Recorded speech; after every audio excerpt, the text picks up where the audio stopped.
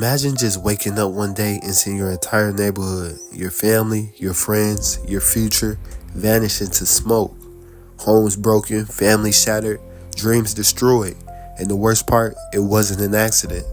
The crack epidemic of the 1980s didn't just happen, it was orchestrated. Many believe the U.S. government played a role in flooding black communities with crack cocaine while fueling mass incarceration. But is it a conspiracy or the honest truth? Today, we're breaking down the shocking connections between the CIA, the war on drugs, and the destruction on black communities. Stay tuned because what you're about to hear might change everything you thought you knew. These men came over here not simply because they valued democracy. Obviously, if you lived under the Somoza regime, it was anathema to democracy. So they came over here for a very special reason. And that reason was that they could sell drugs in this country and turn around and use the money to fund this covert war the CIA was starting down in Nicaragua. And in early 1981, and this is, again, has been confirmed by the CIA's own documents, this man Meneses and his sidekick down here in LA, a fellow named Danilo Blandon, went down to Honduras. They met with a CIA agent named Enrique Bermudez, who was a longtime National Guard commander, was then employed by the CIA to start this counter-revolutionary movement. And what they were told in this meeting was that they had to raise money for this army. The Reagan administration gave a lot of lip service to the idea that they were against the Sandinistas, but when it came to putting the money down on the table, they weren't willing to do all that much. And the Congress was willing to do even less, and I think rightly so, because why would you want to support an army made up essentially of terrorists and assassins, which is what the basis of the conference was. I mean, that was the foundation, was Somoza's National Guard and members of his Organization for National Security. And these men were told by the CIA agent that their job was to raise money here in California to fund the Contras until the U.S. government got its act together and began shipping, weapons and supplies to them. And so they came back here with those orders, and they began importing very large amounts of cocaine into L.A., into San Francisco, into Portland, Oregon, into Seattle, Washington. They had the assistance of a Colombian shipping company called the Gran Colombiana Lines, and they were bringing literally boatloads of cocaine into the United States. Now, it's important to remember that at the time this was going on, which was late 1981, early 1982, cocaine was very much a rich person's drug.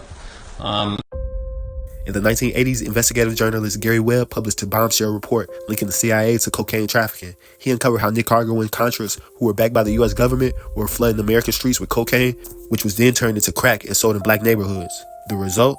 A nationwide epidemic that destroyed black families, sent millions to prison, and fueled a war on drugs that criminalized addiction instead of treating it. Public enemy number one in the United States is drug abuse. In order to fight and defeat this enemy, it is necessary to wage a new all-out offensive.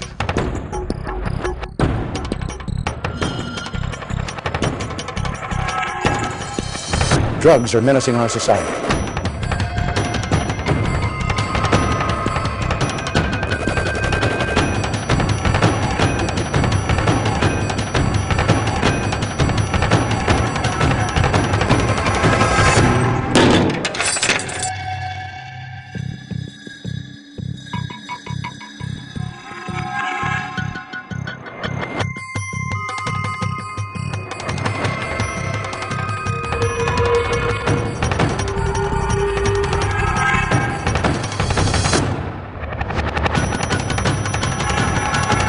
The government's solution to this epidemic wasn't rehab, education, or economic investment.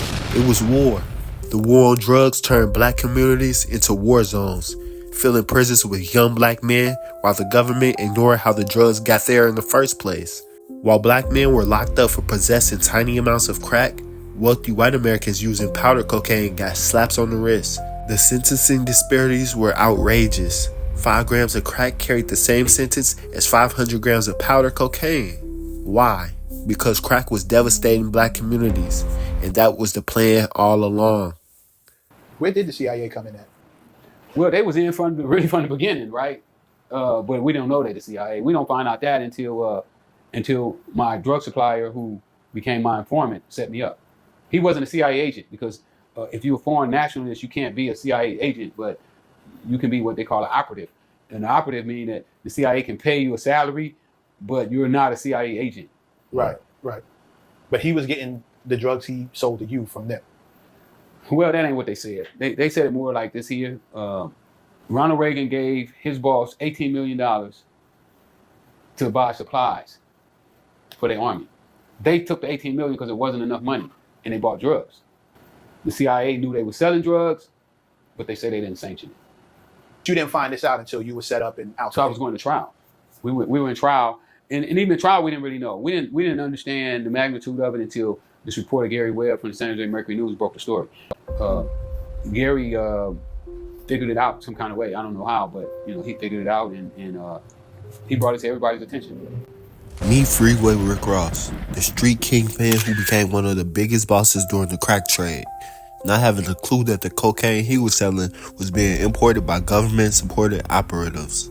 Ross made millions, but when he was no longer useful, the system chewed him up and spit him out. Meanwhile, the real masterminds, those bringing the drugs into the country, face zero consequences. But it remains the case that thousands of people can't even get food stamps to survive because they were once caught with drugs. What are folks released from prison expected to do?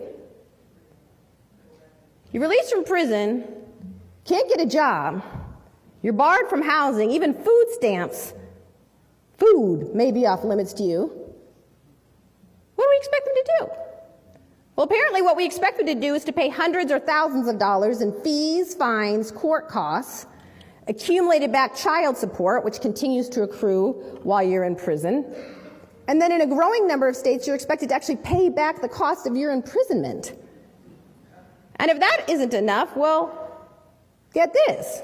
If you're one of the lucky few, the very few, who actually manages to get a job out of prison, straight out of prison, up to 100% of your wages can be garnished to pay back all those fees, fines, court costs, accumulated back child support. What are folks expected to do? I say, when we step back and take a look at this system as a whole, what does it seem designed to do? Seems designed, in my view, to send folks right back to prison, which is what, in fact, happens the vast majority of the time.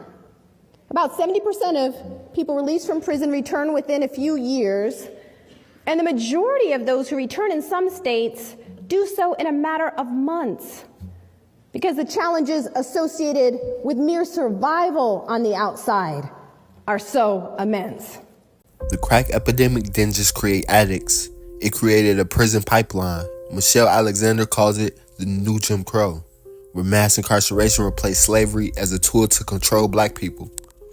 Between 1980 and 2000, the U.S. prison population exploded from 500,000 to over 2 million, mostly black men.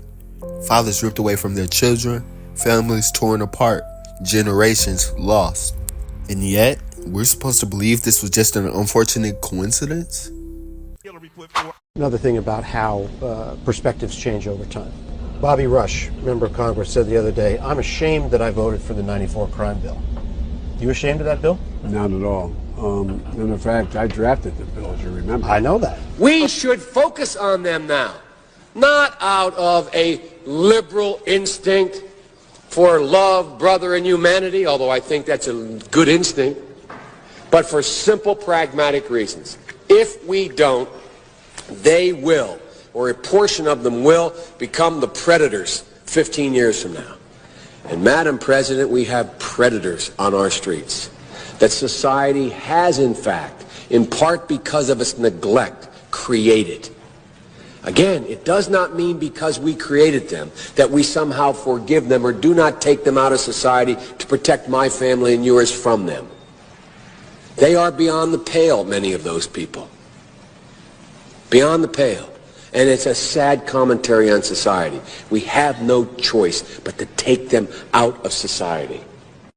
Mass incarceration has put hundreds of thousands behind bars for minor offenses. Joe Biden wrote those laws. Every major crime bill that's come out of this Congress has had the name Joe Biden on that bill. We do everything but hang people for jaywalking in this bill.